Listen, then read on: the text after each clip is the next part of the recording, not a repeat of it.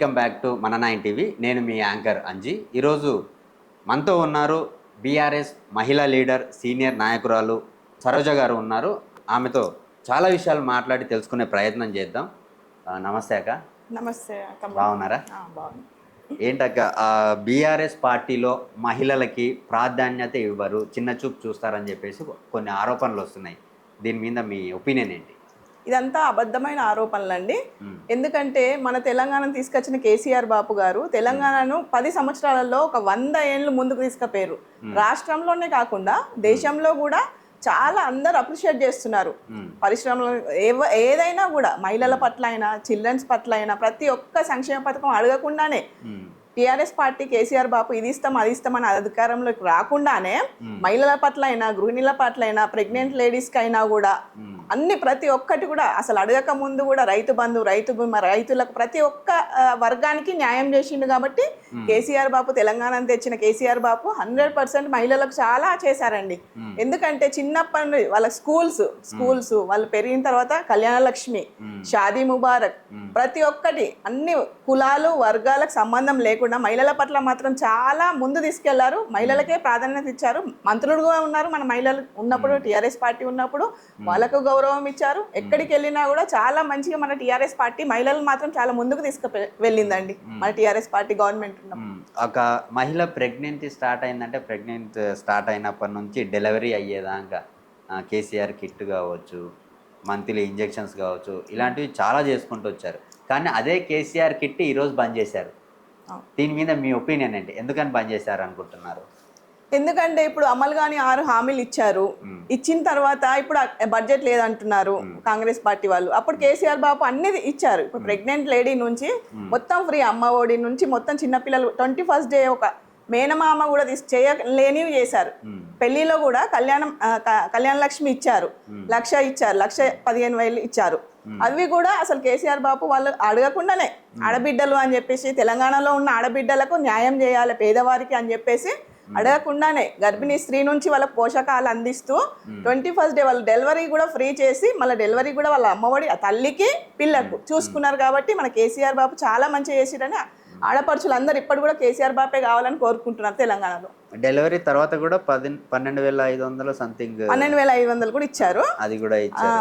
తల్లికి బిడ్డకు పోషకాలు పాల అవి డబ్బాలు ఇచ్చారు, మనీ ఇచ్చారు. సో వాళ్ళకి కావాల్సినవి అన్ని సదుపాయాలు చేశారు కేసీఆర్ ప్రతి ఒక్క పేద మహిళకి. కానీ బీఆర్ఎస్ పార్టీలో వర్గాలు ఉన్నాయని చెప్పేసి కొంత ఆరోపణ వినిపిస్తుంది అధికార పార్టీ నుంచి. దీని గురించి మీరేమంటారు? లేదండి, బీఆర్ఎస్ పార్టీ కేసీఆర్ బాబు అంటే ఒక చెట్టు, మేమందరం కొమ్మలం. ఇప్పుడు కేటీఆర్ గారు కానీ, హరీష్ రావు గారు కానీ, కవితక్క కానీ ప్రతి ఒక్కరు. ఎందుకంటే అలాగే ఉండదుంటే ఎప్పుడో వేరు పెట్టేసి వేరు వాళ్ళు ఎప్పుడో విడిపోయి ఉండేవాళ్ళు. పార్టీ ఇంత బలోపేతంగా ఉండేది కాకుండే. 10 years ఇంత మంచి పరిపాలన ఇచ్చిందంటే ప్రతి ఒక్కరు కూడా, మేము అసలు ఎవ్వరు కూడా వర్గాలు లేవు, ఎందులో లేవు, మా దానిలో అసలే లేవు. కవితక్క గారు తెలంగాణ కల్చరల్ యాక్టివిటీస్ని బాగా బయటికి తీసుకొచ్చారు.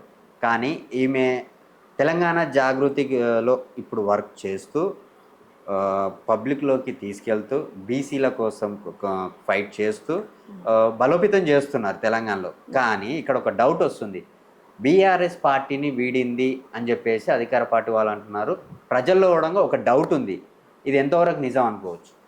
ఇది ఒక అపోహ మాత్రమేనండి. ఫస్ట్ మన బీఆర్ఎస్ పార్టీ ఉన్నప్పటి నుంచి కవితక్క జాగృతి పెట్టారు. కవితక్క జాగృతి పెట్టిన తర్వాతనే బతుకమ్మ అంటేనే కవితక్క అంటేనే బతుకమ్మ అని ఆడపడుచులు చాలా స్టార్టింగ్లో ఏదో రెడీ అయినామా, వెళ్ళినామా, వచ్చినామా అన్నట్టుండి ఇప్పుడు చాలా గంటలు ఆడుతున్నారు. మన సంస్కృతి సాంప్రదాయాలు తెలంగాణకి సంబంధించి ప్రతి ఒక్కరు చిన్నపిల్ల నుంచి పెద్దవాళ్ళ వరకు కూడా, ఇప్పుడు ఏజ్ పిల్లలు కూడా ఆడడానికి కొంచెం ఇది మన సాంప్రదాయం ఇలా ఉంటుంది. కవితకు వచ్చిన తర్వాతనే చాలా అభివృద్ధి జరిగింది. అందరికీ మహిళలకు కూడా చాలా ఇంప్రెషన్ ఉంది. మరియు కేసీఆర్ బాబు ఏం చేసిన, దసరాకు చీరలు ఇచ్చారు, ప్రతి ఒక్క మహిళకి శారీస్ ఇచ్చారు. అది చాలా సంతోషంగా వాళ్ళందరూ, మా కన్న తండ్రి ఇయ్యలేదు, అన్నదమ్ములు కూడా ఇయ్యలేని పరిస్థితి కొంతమంది అయినా కూడా మా కేసీఆర్ బాబు ఇచ్చిండు అని చాలా మంది మహిళలు సంతోషంగా ఆ చీరలు కట్టుకొని బతుకమ్మ ఆడుతూ, కవితక్కతోని కూడా కవితక్క వచ్చిన తర్వాతనే బతుకమ్మ ఇంత అభివృద్ధి చెందింది, సంస్కృతి గురించి అందరికి తెలిసింది అని చెప్పేసి మహిళలు చాలా సంతోషంగా ఉన్నారండి. కొన్ని పథకాలు కేసీఆర్ గారు అడగకుండానే ఇచ్చారు. కానీ ఇవతల పార్టీ వాళ్ళు ఏమంటున్నారంటే సోమరపోతులను చేయడానికి మాత్రమే ఫ్రీ పథకాలు పెట్టారని చెప్పేసి అంటున్నారు. దీని గురించి మీరు ఏమంటారు? లేదండి, వాళ్ళు వాళ్ళు ఉన్నోళ్ళు కాబట్టి అలా అంటారు. చాలా మంది మన తెలంగాణలో లేని వాళ్ళు, చాలా మంది పేదవాళ్ళకు సంబంధించిన వైట్ రేషన్ కార్డు ఉన్న వాళ్ళకే ఇచ్చారండి. అడగని అమలు కానీ హామీలు వాళ్ళు ఇచ్చి వాళ్ళు గద్దె మీదకి వచ్చి ఇప్పుడు ఏం చేయలేకపోతున్నారు.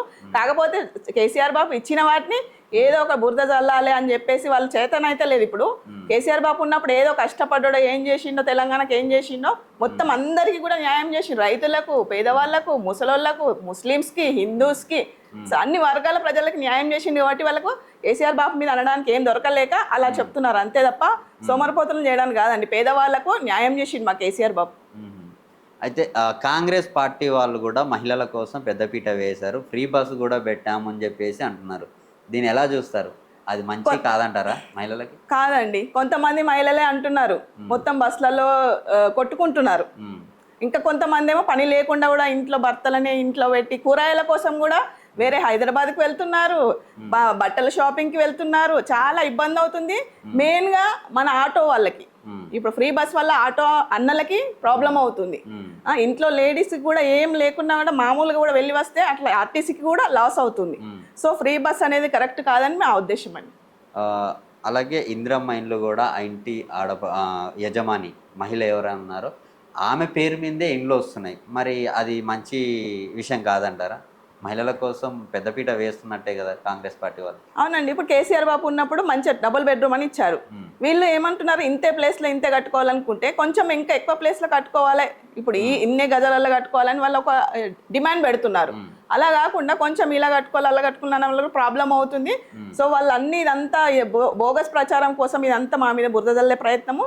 కాకపోతే వాళ్ళు ఇందిరమ్మ ఇల్లు అని చెప్పి అందరికి ఇవ్వట్లేదండి, ఏదో ఒకరిద్దరికి ఇచ్చేసి వాళ్ళు ప్రచారం ఎక్కువ చేస్తారు.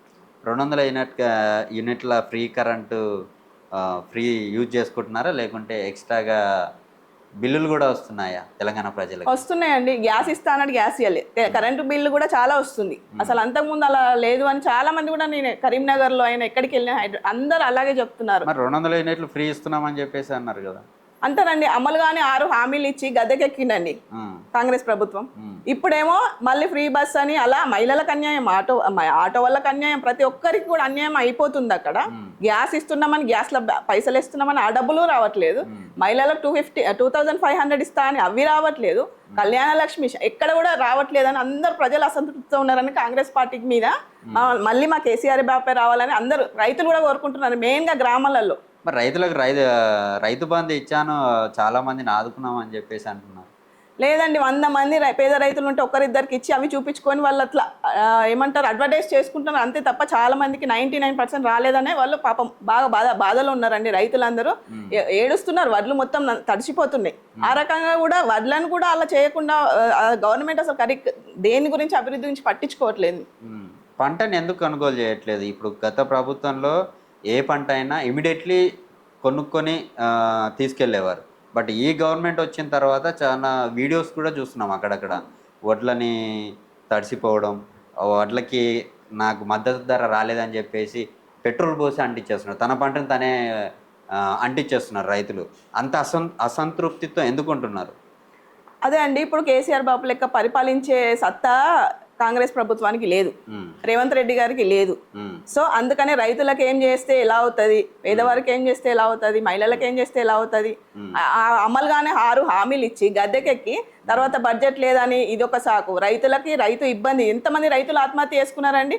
ఇప్పుడు మొన్ననే అదేమంటారు వర్షాలు, మొన్న చాలా వర్షాలకు ఒక 1 మంత్ నుంచి మొత్తం తడిసిపోయి మొలకలు ఎత్తిన ఇప్పటి కూడా రైతులకు తీసుకోవట్లేదు వడ్లు, రైస్ మిల్లర్స్కి ఇవ్వట్లేదు. అటు రైస్ మిల్లర్స్ లాస్ అవుతున్నారు, ఇటు రైతులు లాస్ అవుతున్నారు, ఆత్మహత్యలు చేసుకుంటున్నారు కాంగ్రెస్ ప్రభుత్వంలో. సన్నబియ్య రైస్ కూడా మేమే అమలు చేసాము, సన్నబియ్యం వస్తున్నాయి అంటే కంట్రోల్లో అన్నం తిన్న వాళ్ళు ఇప్పుడు సన్న బువ్వతో కడుపు నింపుకుంటున్నారని చెప్పేసి వీడియోలు వచ్చాయి. వాళ్ళే రాజకీయ నాయకులు కూడా ఇంట్లో కంట్రోల్ బియ్యం లబ్ధి పొందుతున్న కుటుంబాలు ఏవైతే ఉన్నారో కొంతమంది ఇంట్ల దగ్గరికి వెళ్ళి వాళ్ళ ఇంట్లో కూర్చొని తిని వచ్చిన వాళ్ళు కూడా ఉన్నారు. దీన్ని ఎలా చూడవచ్చు? 1-2 వీడియోస్ చేసి యూట్యూబ్లో పెట్టి అట్లా చేయడం కాదని దొడ్డు బియ్యాన్ని సన్న బియ్యం చేస్తున్నారని చాలా మంది అంటున్నారండి. మహిళలకు తెలిసిపోతారు, రోజు ఇంట్లో వంట చేసే వాళ్ళకి సన్న బియ్యం ఎలా ఉంటాయి, షాప్లో తీసుకొచ్చి తిన్న వాళ్ళకి, దొడ్డు బియ్యం తిన్న వాళ్ళు, సన్న బియ్యం తిన్న వాళ్ళు, మళ్ళీ ఇప్పుడు ఈ బియ్యం ఎలా ఉన్నాయి అంటే దొడ్డు బియ్యాన్నే సన్న బియ్యం లాగా చేసి ఈ ప్రభుత్వము ప్రజల్ని మభ్యపెట్టడానికి సన్న బియ్యం ఇస్తున్నామని ఇది ఒక మళ్ళీ బోగస్ ప్రచారం అండి. ఇది కూడా అవి సన్న బియ్యం కాదండి. సీఎం గౌరవనీయులు రేవంత్ రెడ్డి గారిని బీఆర్ఎస్ పార్టీ కొంతమంది నాయకులు వాడు వీడు అని చెప్పేసి మాట్లాడుతున్నారు. ఇది ఎంతవరకు కరెక్ట్ అంటారు? అవునండి, ఇప్పుడు తెలంగాణ తెచ్చిన జాతిపిత కేసీఆర్ బాబు పెద్దవారు, 10 సంవత్సరాలు ఏలిండ్రు, తెలంగాణను తీసుకొచ్చిండు, 10 సంవత్సరాలు సీఎంగా ఉన్నారు. గౌరవనీయులు కేసీఆర్ బాబు పెద్ద. ఇప్పుడు రేవంత్ రెడ్డి అన్న కంటే కేసీఆర్ బాబు పెద్ద. ఏమంటాడు, పేగులు మెడలు వేసుకుంటా వాడు వీడు అది ఇది అని కేసీఆర్ బాబు అంటే కేసీఆర్ బాబు మళ్ళీ అనట్లేదండి.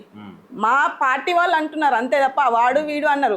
ఆయనను పేగులేదు మెడలు వేసుకుంటాం తొండలో అది అది అంత బూతులు ఏం మాట్లాడట్లేదండి. వాడు వీడు అన్నారు కాబట్టి ఎందుకన్నారు? పెద్ద గౌరవనీయులు ఇప్పుడు తండ్రి సమానులైన కేసీఆర్ బాబుని చంపుతా నరుకుతా ఇలాంటి వర్డ్స్ వాడడం ఒక గౌరవనీయులైన ముఖ్యమంత్రి గారికి తగదండి. అందుకోసమనే అసంతృప్తితో ఉన్నారు మా పార్టీ వాళ్ళు. అందుకోసం అంటున్నారు. ఇప్పుడు మనం గౌరవం ఇస్తే గౌరవం ఇస్తారండి, రిటర్న్ ఇస్తారు, అలా ఉంది అంతే తప్ప వాళ్ళు ఫస్ట్ వాళ్ళు చేసిన దానికి మేము రిటర్న్ కౌంటర్ ఇస్తున్నామండి అంతే. ఓకే, ఇప్పటిదాకా సీఎం రేవంత్ రెడ్డి గారు ఒక 50 సార్లకి పైగానే ఢిల్లీకి వెళ్ళారు. మరి ఢిల్లీ నుంచి అప్పుల పాలైనటువంటి తెలంగాణని ఇంకా డెవలప్మెంట్ పెంచడానికి ఆర్థికంగా బతికించడానికి వెళ్ళొస్తున్నారు అనుకోవచ్చా? లేదండి, ఎందుకంటే ఢిల్లీ బాస్ వాళ్ళకి. అందుకోసమనే ఆయన ఏ నిర్ణయం తీసుకున్నా ఢిల్లీలో తీసుకోవాలని అక్కడ వెళ్ళి ఎన్నిసార్లు వెళ్ళినా ఆ ఫ్లైట్ ఖర్చులు అవి చాలా వేస్ట్ అయిపోతుంది మనీ. మళ్ళీ అభివృద్ధి కూడా జరగట్లేదు. మా కేటీఆర్ సార్ వెళ్ళారు, ఎన్ని పరిశ్రమలను తీసుకొని వచ్చాడు. వీళ్ళు అధికారంలోకి వచ్చి సంవత్సరంన్నర అయినా కూడా అసలు పరిశ్రమలు లేదు, ఏది లేదు. 10 సంవత్సరాలు మేము పాలనలో ఉన్నప్పుడు మా కేసీఆర్ బాబు టీఆర్ఎస్ ప్రభుత్వము ఒక 20-30 ఏళ్ళు ముందుకు తీసుకెళ్ళినాం. వీళ్ళు వచ్చి సంవత్సరంన్నర కూడా కాలేదు, 20-30 ఏళ్ళు వెనకకి వెళ్ళిరు. మళ్ళీ అప్పులు ఉన్నాయి అంటున్నారు. మళ్ళీ అన్ని అప్పులు చేస్తున్నారు. ఉన్న కాడికి 2-3 సంవత్సరాలు తీసుకొని అందరి దగ్గర అప్పులు చేసి అన్ని తీసుకొని అసలు ఏమో హామీలు చేసినాయి అవి కూడా పెట్టుబడిదారులను తీసుకురావడం కోసం వెళ్తున్నాడు అనుకోవచ్చు కదా? లేదండి, ఎక్కడ వచ్చినాయి? ఒక్క పెట్టుబడి కూడా రాలేదు, ఒక్క పరిశ్రమ కూడా రాలేదు. మేమున్నప్పుడు వచ్చినాయి. కేటీఆర్ సార్ తీసుకొని వచ్చిండు, ఫారెన్ వెళ్ళి తీసుకొని వచ్చిండు, చాలా చేసినాం మేము. వాళ్ళతో ఏం అవ్వట్లేదు, పరిపాలన రాలేదండి. మాకే అది లేదు, బడ్జెట్ లేదు అంటున్నారు కాంగ్రెస్ వాళ్ళు. దొంగను లెక్క చూస్తున్నారు అంటున్నారు. అవును, 50 లక్షలకు ఎమ్మెల్యేని కొంటా అన్న దొంగనే ఇప్పుడు సీఎం చేసిరు ప్రజలు. అంటే తెలియకుండా చేసిండ్రు రైతులు. ఇప్పుడు బాధపడుతున్నారు, మా కేసీఆర్ బాబు వస్తేనే మంచిగా ఉండు అని చాలా మంది ఏడుస్తున్నారు. కానీ మొన్న ఈడీ కేసు, కేటీఆర్ గారిని ఈడీ కేసు విచారణకు పిలిచారు. ఒక 4 సార్లు ఏమో పిలిచారు. ఎందుకు ఆయన అరెస్ట్ అయ్యే అవకాశం ఉందంటారా? వీళ్ళు ఏమంటున్నారు, తప్పు ఉంది కాబట్టే చట్టం తన పని తాను చేసుకుపోతుంది, అందుకే విచారణకు పిలుస్తున్నారు అని చెప్పేసి వీళ్ళు అంటున్నారు. దొంగ కేసు పెట్టి రాజకీయ కక్షతోనే ఆయనను విచారణకు పిలిపిస్తున్నారని చెప్పేసి బీఆర్ఎస్ పార్టీ వాళ్ళు అంటున్నారు. మరి ఈ రెండింటిని ఎలా చూడవచ్చు? ఎలా అంటే 50 లక్షలు మన రేవంత్ రెడ్డి అన్న సీఎం కాకముందు ఇచ్చి ఎమ్మెల్యేలను కొంటా అన్నది వీడియో చూసాం మనం అందరము. ఆయన దొరికిపోయిన దొంగ, అందుకోసం కేసీఆర్ జైల్లో వేసిండు. సో ఆయన కక్ష లోపల పెట్టుకొని ఇప్పుడు ఒకసారి కవితక్క అంటాడు, ఒకసారి సీఎం మన కేసీఆర్ బాబుని అంటాడు, ఒకసారి ఇప్పుడు మళ్ళీ కేటీఆర్ సార్ని ఈడీ అంటాడు. అందులో ఏం లేదు, 4 సార్లు కాదు 10 సార్లు అయినా పోయేస్తా, నేను మళ్ళీ కడిగిన ముత్యం లాగా వస్తా అని మా కేటీఆర్ సార్ అంటుండు. ఇది కావాలని వాళ్ళు కక్షపూరితంగా 100% చేస్తున్నా దుర్మార్గమైన కక్షపూరితమైన చర్య కాంగ్రెస్ పార్టీ వాళ్ళది. ఓకే, తెలంగాణ ప్రజల మీద రేవంత్ రెడ్డి ఎక్కువగా కక్ష పెట్టుకున్నాడు. రైతుల మీద కావచ్చు, పబ్లిక్ మీద కావచ్చు. మొన్న లఘుచర్ల, నిన్న హైడ్రా, ఈరోజు మళ్ళీ కొత్తది. అదే జోగులాంబ గద్వాలలో మరో రైతులు కూడా భూములు పోతున్నాయని చెప్పేసి ఆందోళన చెందుతున్నారు. ఎందుకు ఈ పబ్లిక్ మీదనే ఈయన ఎందుకని ఇట్లా సర్క్యులేట్ చేస్తున్నాడు? పబ్లిక్ మీద అంటే ఆయనేమో ప్రజాపాలన అంటున్నాడు, ప్రజల కోసం పాలన చేస్తాం అంటున్నాడు. కానీ ఇక్కడ చూసుకుంటేనేమో ఇవన్నీ కనిపిస్తున్నాయి. హైడ్రా కావచ్చు, మూసి కావచ్చు, రైతుల భూములు కావచ్చు. ఎందుకని ఈయన టార్గెట్ ఏది అనుకుంటున్నారు అసలు? ఇప్పుడు ఈ 5 ఏళ్ళు వచ్చిండు కదా, గెలిచిండు కదా, ప్రజలు గెలిపించిండ్రు. ఏదో అడ్డిమారి గుడి దెబ్బలకి వచ్చిండు, అమలు కానీ హామీలు ఇచ్చి వచ్చిండు, ప్రజల్ని మోసం చేసి నమ్మించి ఏదో చేస్తా అని 420 హామీలు ఇచ్చిండు, 6 గ్యారంటీలు ఇచ్చిండు. అలా 1-2 చేసిండు, అవి కూడా అవసరం లేని చేసిండు. ఇప్పుడు ఏంటంటే ఏదో ఇట్లా ఆరిపోయే దీపానికి వెళ్తురు ఎక్కువ అన్నట్టుగా ప్రజల మీద పడుతుండు. ఇప్పుడైతే ఈ 5 ఏళ్ళు వచ్చినాక తర్వాత రానిగా జీవితంలో రాది పార్టీ. ఎందుకంటే ఇట్లా చేస్తే ఎవరు కూడా ప్రజలు మెచ్చరు, రైతులు మెచ్చరు. ఇక రామ్ కదా ఉన్నంతసేపే దోసుకుందాము అని ప్రజల మీద పడ్డాడు. అదంతా ప్రజలు గమనిస్తున్నారు, చూస్తున్నారండి. చాలా వాళ్ళు అన్యాయం చేస్తున్నారు ప్రజలకి, అది కరెక్ట్ కాదు. రేవంత్ రెడ్డి అన్నది కరెక్ట్ కాదండి నా ఉద్దేశం ప్రకారం. అయితే పేదవాళ్ళను అట్లా ఇల్లు కూలగొట్టుడు అవన్నీ కరెక్ట్ కాదు. మా కేటీఆర్ సార్ మీదకి రావడం ఇవన్నీ కూడా చాలా కక్షపూరితమైన చర్యలు అని ప్రజలందరూ చూస్తున్నారు. సోషల్ మీడియా అంతే ఇప్పుడు అంత యాక్టివ్ అయిపోయింది కదా, ప్రజలకి ఎవరైనా సోషల్ మీడియా అంతా చూస్తున్నారు కాబట్టి ప్రజలందరికీ అర్థమైపోయింది. సో ఇక ఆ దీపానికి ఇక వెలుగు ఎక్కువ అన్నట్టు ఈ 2-3 ఏళ్ళే చూస్తున్నాడు. అక్క, మీరు గ్రౌండ్ లెవెల్లో విలేజెస్లో ఎక్కువగా తిరుగుతారని చెప్పేసి విన్నాను. అయితే ఊర్లలో ఏమంటున్నారంటే వైకుంఠధామం శ్మశాన వాటిక ఎందుకు, అది దుబారా ఖర్చు అని చెప్పేసి చాలామంది అంటున్నారని చెప్పేసి అధికార పార్టీ వాళ్ళు అంటున్నారు. దీని మీద మీ ఒపీనియన్ ఏంటి? వైకుంఠధామం అంటే ప్రతి ఒక్కరికి పొలం ఉండదు, పొలంలో పెట్టాలి కదా, ఎందుకు ఇవన్నీ వేస్ట్ ఖర్చులు అని కాంగ్రెస్ పార్టీ వాళ్ళు అంటున్నారు. కాబట్టి ప్రతి ఒక్కరికి పొలం ఉండదు కదా, పొలం లేని వాళ్ళు ఎక్కడ చేస్తారండి? అది చాలా పెద్ద ఇష్యూ కదా, చాలా అవమానకరమైన విషయం. ఇప్పుడు చనిపోతే వాళ్ళకి వైకుంఠధామం లేకపోతే, శ్మశాన వాటిక లేకపోతే, పేదవాళ్ళు వాళ్ళకి పొలం లేని వాళ్ళు వాళ్ళని ఎక్కడ చేస్తారు చెప్పండి? దహనం ఎక్కడ చేస్తారు? అందుకోసమే వాళ్ళు ప్రతి ఒక్కటి కూడా మేము ఏం సంక్షేమ పథకం చేసినా కూడా దాని మీద ఏదో ఒక బురద జల్లాలని ప్రయత్నిస్తున్నారు.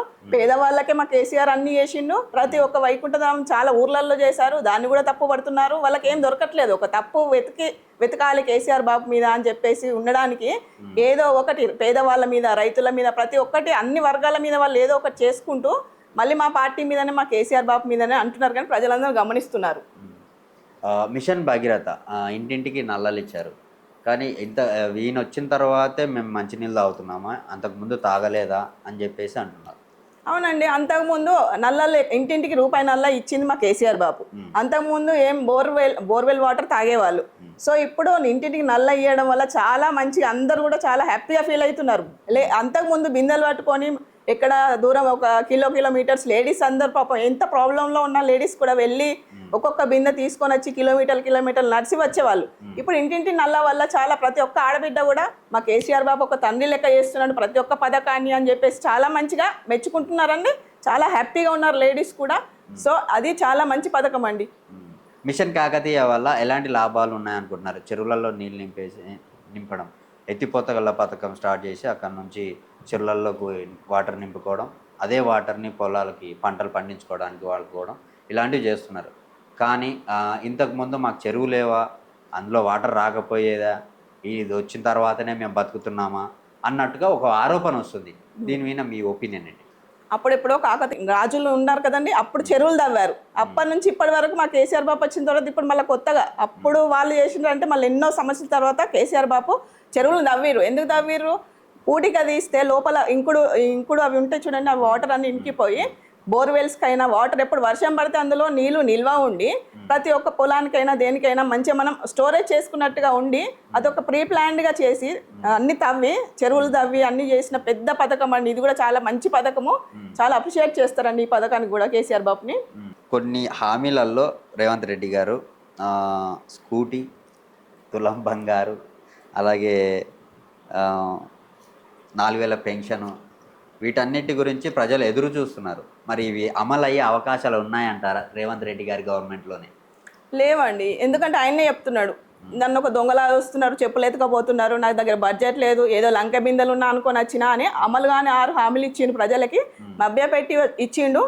ఫ్రీ బస్ అది వేస్ట్, తులం బంగారం ఇస్తా అన్నాడు ఇవ్వలేదు, ఇంకా స్కూటీ ఇస్తా అన్నారు అమ్మాయిలకి అది ఇవ్వలేదు. అసలు ఏమి కూడా అమలుగానే హామీలు ఇచ్చి ఇప్పుడు ఏదో ఇక్కడ మంది 2-3 సంవత్సరాలు ఏదో చేసి మళ్ళీ మా గవర్నమెంట్ రాదు కాంగ్రెస్ ప్రభుత్వం అని చెప్పేసి ఇప్పుడు ఆయన కావాలని ఇవన్నీ ఏదో డొంక తిరుగుడు మాటలు చెప్పి మా మీద బురద జల్లే ప్రయత్నం చేయడానికే చేస్తాడు తప్ప ఆయన అసలు ప్రజల మీద అభివృద్ధి ఎలా చేయాలి, రైతులను ఎలా చూసుకోవాలి, మహిళలను ఎలా చూసుకోవాలి, పిల్లలు స్కూటీ ఇస్తా అని చెప్పి ఆశ పెట్టి ఇలా చేసినా మోసం చేసినా అని ఆయనకి ఏం ఉండట్లేదండి. ప్రజలకు అందరికి తెలుసు అండి, మహిళలకు కూడా అందరికి తెలుసు ఆయన ఏం చేసిండు ఏం చేయలేదండి.